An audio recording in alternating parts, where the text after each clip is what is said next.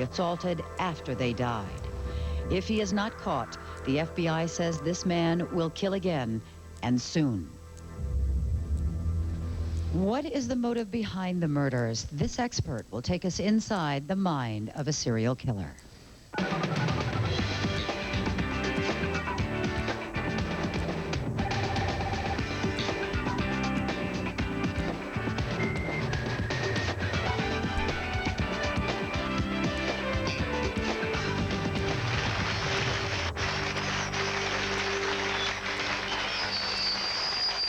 Good afternoon, everyone. Welcome to Talk Back Live. We need to tell you that President Clinton is scheduled to speak to Allied troops at Alviano Air Base in Italy at this hour, and we will bring that to you live just as soon as it happens. In the meantime, joining us now is Harold Schechter, a Queens College professor and author of the A to Z Encyclopedia of Serial Killers and Bestial, an account of a nomadic serial killer in the 1930s. Welcome to the show. Thank you. We hope to get an update in just a few moments from the FBI folks involved in the investigation, but there isn't that much information out there about this particular person yet. Yeah. But from what you've heard of him so far, does he fit the profile of a serial killer? Well, in many ways, actually, he seems very similar to the subject of the book of mine you just mentioned, Bestial, which was about a nomadic serial killer in America in the 1920s who traveled all around the country, and in his case, killing landladies and also often raping them after death. So this type of nomadic serial killer is certainly not unknown in our own country. Do you see or have you heard of any commonalities between the victims? Is there anything there? Well, not from what I've heard. I mean, they seem to be victims of opportunity, which is often the case with killers like this. I mean, they will just kill the most vulnerable and in certain ways most convenient victims they can. I mean, obviously, this particular person has chosen to travel around by train, hopping these freights, and clearly most of the victims, and what they seem to have in common is their close proximity to railroad tracks. Any significance to that train thing that you can discern? You know, I mean, I don't think we have enough psychological information about him to know that. I mean, it is kind of a fascinating element to the case. It seems to be a throwback to the days, you know, to the earlier 20th century. And there were a few killers back then who did use trains to get around. You know, it might just be a function of social class in the sense that, you know, this is somebody who often got around that way because he didn't have a car or whatever. This person seems to bludgeon, savagely bludgeon most of his victims to death with just about anything that's available. Right. The way that someone kills another human being, what is that? Can that give you clues as to what's going on in their head? Sure, yeah. I mean, well, you know, obviously these are very, very savagely violent crimes. With serial killers in general, there tend to be two elements that are very, very central to their psychology. One is a certain amount of sexual sadism, and the other is asserting this power over the victims, partly because they themselves, on some level, you know, feel so powerless, feel like nothing. And both of those elements seem to be operating in the case of this particular perpetrator. You know, there does seem to be a sadistic quality to his bludgeoning murders. And also, obviously, this assertion of power. You know, I mean, hitting somebody until they're dead is a really powerful assertion of your own potency. When you say power, what sort of power or control is it that they're looking for? Well, I think what you find in the backgrounds of most of these serial killers is that they themselves, and this is by no means in any way to condone or excuse their behavior, but what you find generally is that they themselves have been horribly brutalized as children, that they themselves have been victims of terrible abuse and even torture. And I wouldn't be at all surprised if once this person has been captured or killed or whatever, this is discovered in his case. So, I mean, that's the kind of upbringing, you know, that tends to make a person feel utterly worthless and like nothing, and, you know, they have no power. And one way they deal with that in their crimes is then to, you know, again, to show that they, you know, having the power of life and death over another person is the ultimate power you can have. The FBI says these attacks and murders seem to be intensifying at this point. Are there sort of stages that serial killers go through, and when they get to the point where the number of murders is intensifying or increasing, does that mean that they're getting ready to make a mistake, or getting tired of the game, or they're about to run out?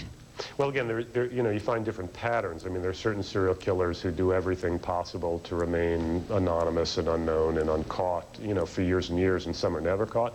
But then there are others, and I think this person falls into that category, who start to spiral. You know, they start to spiral completely out of control. And then it starts shading off less into serial murder than what's called a spree killer. This person at this point seems to be a spree killer in much the same way Andrew Cunanan was, which is to say, you know, it's like he's reached the end of his rope and is on this incredibly destructive and possibly ultimately suicidal rampage. You know, he doesn't care anymore if he's going to live or die. He probably intends to die one way or another, and he's just going to go out in this explosion of murder and mayhem. Steve is on the phone with us from New Jersey with a question. Steve, yes, go ahead. Hi. Don't serial killers tend to hunt within their own ethnic groups? And if that is the case, I was curious if the guest could comment on why this particular serial killer did not do that, and in addition, provide some motivation then, if it is just that he's becoming a spree killer, provide some motivation for why he's killing the particular types of people he's killing now, if there's been any pattern. Well, from what I know, and again, my information on this is limited, there doesn't seem to be any particular pattern in terms of ethnic types or even gender, since he's killed both men and women. That is not that uncommon. That is not that uncommon. I mean, it is true that there are some serial killers whose madness is triggered, you know, by very, very specific physical characteristics. Son of Sam, for example, apparently was only targeting young women with brown hair parted in the middle and so on and so forth. But that's not always the case. Some serial killers, you know, just have this hunger for human blood, and, you know, whatever person is most convenient for them will satisfy it, you know, regardless of race, creed, color, or sex. It seems to me, too, that in some cases with serial killers, once the FBI makes the manhunt for them public and the media gets involved, a part of them enjoys that. They sort of like to watch their own manhunt unfold on television and watch the news conferences with FBI officials. This guy traveling by train obviously may not be able to do that. How does that work with, I mean, what's the appeal there? Just the whole game-playing thing? Well, partly that. Again, I think it all relates to, in some, you know, some sense of themselves, some very, very profound sense of their own nothingness. Again, I think that when you have been subjected all throughout your childhood to various forms of abuse and torture and raised to think of yourself as lower than nothing, then you go to these extreme, insane lengths to prove to yourself and to the world, you know, that you do have this presence in the world. And I think obviously getting your face in news magazines or on CNN is one of the ways that they validate themselves. You know, this is, you know, showing that they have in fact achieved something. It's a very sick kind of celebrity, but obviously in a culture that worships celebrity, for some people it's better than no celebrity at all. On the phone with us now for another take is Clint Van Zandt, a former chief hostage negotiator and profiler for the FBI. Mr. Van Zandt, what is your take on this guy? Well, this is an extremely dangerous individual, Bobby. Right now, of course, what the FBI is scrambling to do is what they do best, which is find fugitives. I've been a case agent on the top 10 fugitive before, and I can tell you the resources are limitless that will be thrown at this individual. But again, you're trying to find a needle in a haystack. Bobby, you and I have driver's licenses, we have home addresses, we have social security numbers. This individual doesn't have any of the mouse tails that we normally grab hold of to pull him out of that mouse hole. So there's a much bigger challenge here, but he is extremely lethal, extremely dangerous, extremely vicious, and he's got to be caught because he'll kill again. Why do you say that? Well, within the past few weeks, the volume of the crimes that he's committed are so vicious. There are some people that will kill with a gun, and they'll kill 5, 10, 15 feet away, or they'll kill with a bomb. again, a greater distance away. This is someone who I believe takes personal joy, relish in getting right up close and personal. He has his hands on the victim at the second they die. He sees the life slip out of them every time he kills someone. There's no utilitarian purpose for what he does. In essence, some people will kill because they simply want to get rid of witnesses, but this guy is sloppy. He's leaving fingerprints, he's leaving DNA, so he hasn't been to Fugitive School 101, how to avoid being apprehended. He's supposedly committing burglaries, you know, for monetary purposes, but there's a secondary thrill, joy this guy is getting out of killing, and it's out of proportion right now. And when you get someone that dangerous, ricocheting off the walls and killing as he goes, this guy has to be found very quickly, or we're going to lose more people. You know, we don't know, we never do, it seems, know how many victims there actually are, how many people that this man may have killed. So when you say that he's getting sloppy, is he doing that because he's ignorant, or is he doing that because he wants to be caught? Well, you know, we've got to be careful we don't give this guy Superman status. There were those in the media that tried to ascribe that to Andrew Cunanan, and it wasn't. Andrew Cunanan wasn't a Superman, and the fellow we're looking for now is not a master of disguise. But could he have committed other crimes? The answer is absolutely and probably. What you have right now is the FBI and police departments all over the country that are looking at unsolved homicides where the victims were bludgeoned, beaten to death, where there was overkill, where there is this tremendous amount of physical violence on the presence of the victim. And every police department in the country is going to look at those cases and see if perhaps forensically they could be linked to this person too. We don't know, and that's the frightening thing, Bobby. Notwithstanding how dangerous he is today, we don't know how many other people may have been his victim also. We have to take a quick break. By the way, authorities in Illinois will be holding a press conference at the half hour to talk about another double slaying and whether Resendez Ramirez is linked to that, and we'll bring that to you as well. We'll be back in just a second.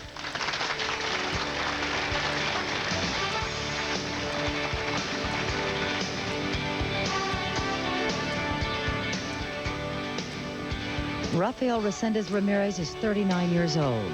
He is 5 foot 7 inches tall and weighs between 140 and 150 pounds. He has brown eyes and black hair, and he may wear glasses. Something wonderful is happening at Ditech. A complete metamorphosis has occurred. Introducing Ditech.com. Now you can get fast online approval for a low-cost home loan direct from the lender 24 hours a day, 7 days a week. Ditech.com. You have to see it to believe it. Today's low 30-year fixed rate is just 6.990%. Get fast online approval or call 1-800-71-FIXED. Joe and Phil both know an important call can come at any time. Because he's a courteous guy, Joe's turning his cell phone off. Phil's leaving his on, which isn't going to win him any popularity contests. But Joe has SkyTel, so even when he turns his cell phone off, a SkyTel operator converts the caller's message to text and sends it right to his pager. So while Joe is looking at the movie, Phil is looking for the exit. SkyTel puts you in control. Can your pager do that? Sound Herbals presents its remarkable Twist and Learn label. It works like an herbal information center that helps you learn about herbs simply by turning the label. Sundown's new Twist and Learn label, where to turn for help. An air conditioning system must be reliable, so people worldwide rely on Carrier. And chlorine-free Puron refrigerant makes our most advanced indoor weather systems our most reliable yet. Carrier, custom-made indoor weather. I'm Rhonda Schaffer on the floor of the New York Stock Exchange, checking the financial markets for you. Interest rates are rising once again, and that is weighing on the stock market. The Dow Jones Industrial Average is currently off 62 points at 10,753, led lower by stocks like International Paper and Alcoa, each down about $2. Tech stocks, though, are showing some gains still. IBM is trading at a new all-time high here. The Nasdaq Composite, after rallying back, has slipped, though. It's down about 19 points. That is the latest from Wall Street. Talkback Live continues.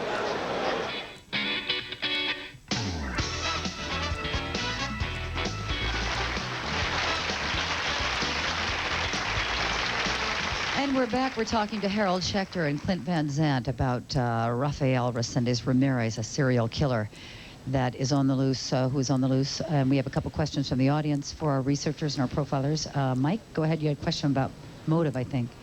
Is there any known motive behind this person's killing people? Or any clues, let's say, that might lead you to... Or is it just the result of his using drugs or alcohol or whatever it may be? Either one of you know? Well, I don't know that we specifically have a motive. I mean, I think what Clint was saying is very true. I mean, you're dealing here with, you know, what used to be called lust murder. You know, somebody who just has this bloodthirst. Now, I mean, what the ultimate motives are in terms of his, you know, background and so on and so forth, there isn't that information. But I think that, you know, the fact that he is, you know, has this incredible appetite for viciousness and cruelty and inflicting pain and death, you know, that is a motive. Clint, is he likely to change his modus operandi, if you will, now that he knows that the police are really on his trail? Well, we haven't seen that type of change, Bobby, and in fact, he seems to be in even a worse mode. I mean, normally, with the attention that's been engendered on this person, you'd think he'd go underground, you'd think he'd go to hiding. But in fact, if these more recent homicides are linked to him too, it suggests someone who's just totally out of control, who's basically lost touch with reality. He uses weapons of opportunity, and the cruelness, the brutalness of these murders suggests that psychologically he will not stop of his own accord. Question from the audience. Nick? Yeah, I work for MCI WorldCom, and our fiber optic cable runs parallel with the railroad tracks, so I walk the tracks by myself every day. I was wondering what geographic area has a murder's taken place other than Illinois, because I'm concerned for my personal well-being when I go back from vacation. Well, we know he's wanted for murders in Texas and Kentucky, and beyond that, I'm not sure we know. I don't know if either one of the two gentlemen... Well, we know also, Bobby, that he's committed crimes in California and that he's rode the rails from the East Coast to the West Coast and north and south. So many times when an individual commits a crime, he'll go back to an area that he's comfortable with, and your other guest research may well bear that out. But in this particular case, there's no idea where he's going to show up. There's a cunning aspect to this person that he has stolen a car and dropped it down the Texas-Mexican border. We see that a lot of times with fugitives. They'll try to make you think they've gone south when in reality they went north. Were I looking for him and the car was on the border, I would have been looking north. So he's done what I would suggest he would do. But this guy is totally unpredictable, and at this point, some people kill simply because it facilitates their escape. This guy kills because he likes it.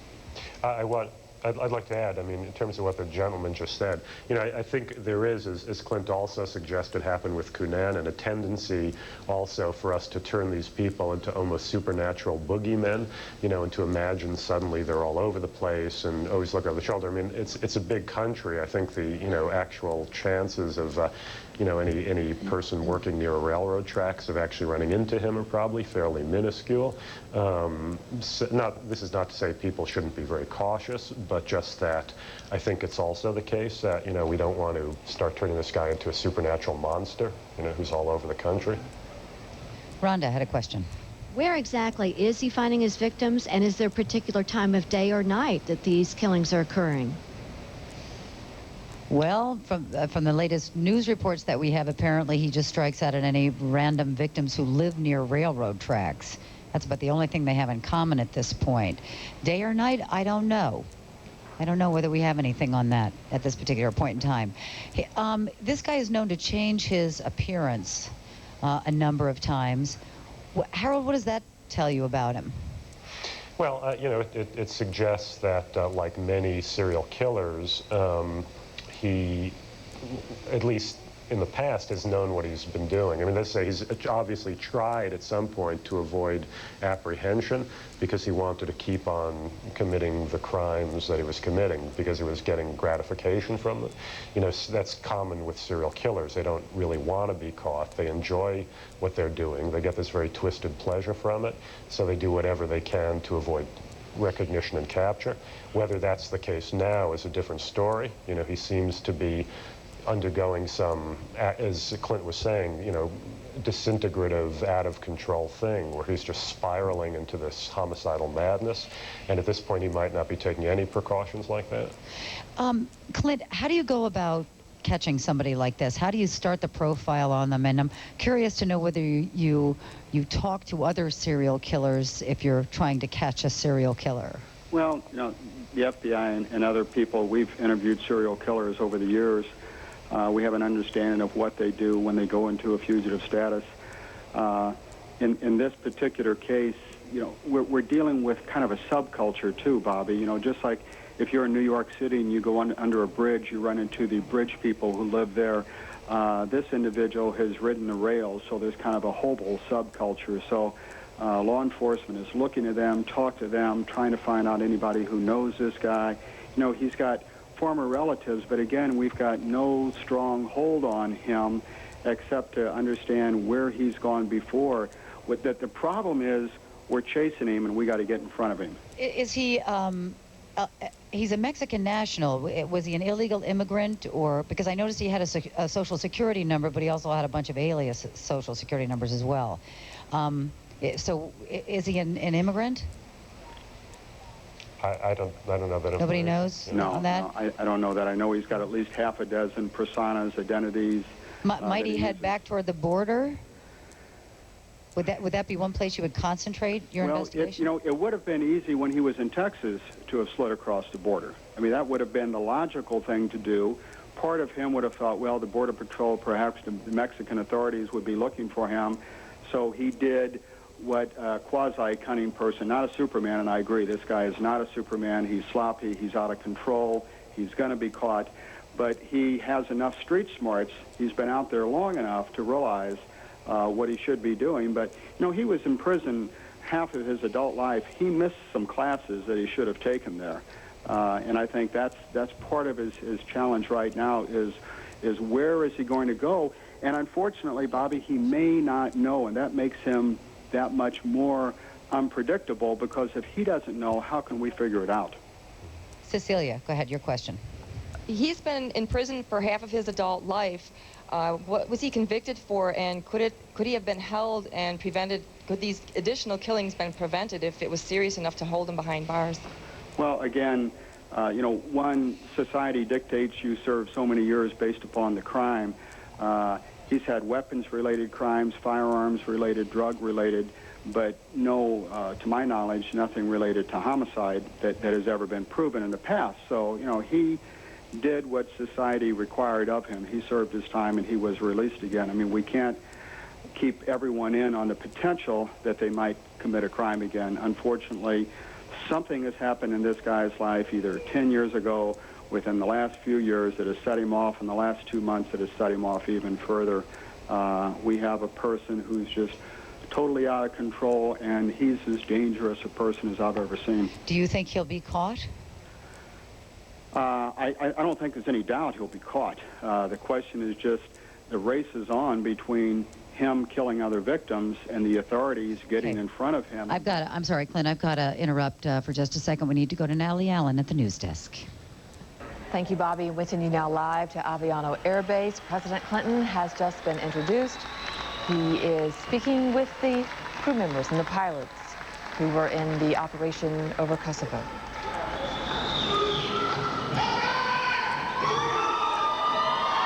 Well, Captain Davis, you are a pretty tough act to follow. And not short of self-confidence either. That's good.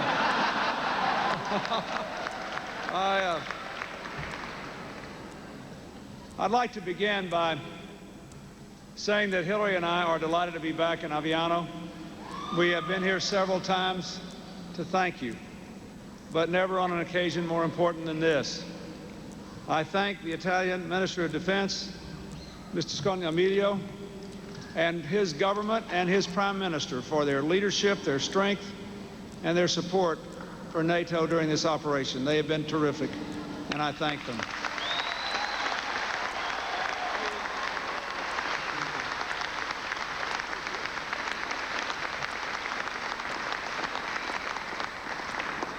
I would like to also say a special word of appreciation to our NATO commander, our SACEUR General Wes Clark, who led this conflict to a successful conclusion.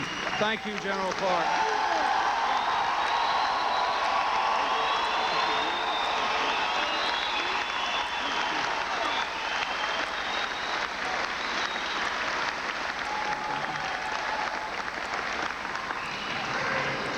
I want to thank Colonel Duragon, the Italian base commander, Ambassador Tom Foglietta, our ambassador to Italy, Ambassador Lindy Boggs, our ambassador to the Holy See.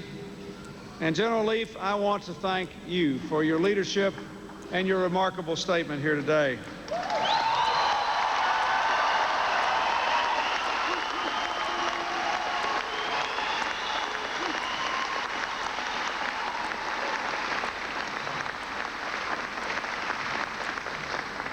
We have been on a long trip to Europe. I have been at various times with not only Hillary and Chelsea, but with Secretary of State Albright and National Security Advisor Berger, a large number of other people on a long, long week, very important to America. But I did not want to leave without having the chance to thank those of you who protect our freedom every single day, who fought for human dignity and won its cause in Kosovo. Thank you, thank you, thank you.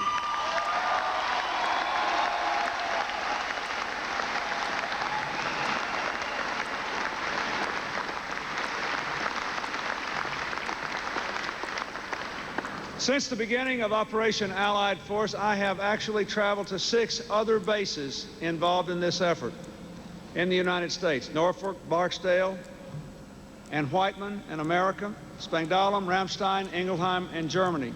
But I wanted to come here to say a special word of thanks to the 16th Air Force, the 31st Air Expeditionary Wing, because of what you have done in Kosovo, because of the role this base played in Bosnia. You have repeatedly put your lives on the line to save the lives of innocent civilians and turn back the tide of ethnic cleansing. Thank you again for this noble endeavor.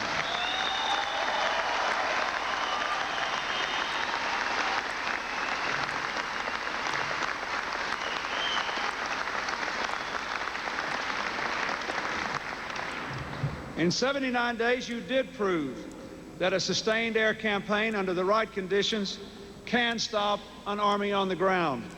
The Serb forces have withdrawn from Kosovo. 20,000 Allied K4 troops are already in. You also stopped a vicious campaign of ethnic cleansing and made it possible for us to reverse it. Protected by a peacekeeping force that includes NATO, Russia, and many other nations, the refugees are going back home. They have given new meaning, and you have given new meaning to the motto of the 31st Fighter Wing. Thanks to you, they return with honor.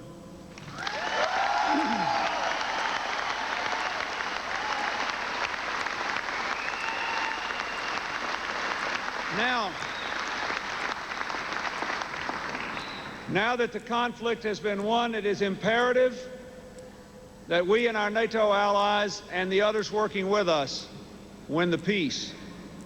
No one thinks it will take hold without difficulty.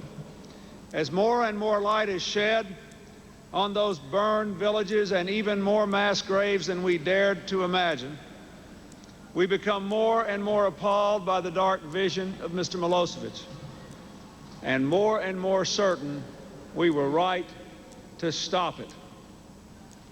We have to win the peace with the same qualities with which you won the conflict, with determination and patience, with discipline and precision. We learned yesterday again that this too is a dangerous mission. As we mourn the loss of 2 British soldiers who gave their lives trying to clear mines out of a house where they were placed solely to kill the returning refugees. But thanks to you, the worst is already over. It took me longer than I expected, what with all those stops and all.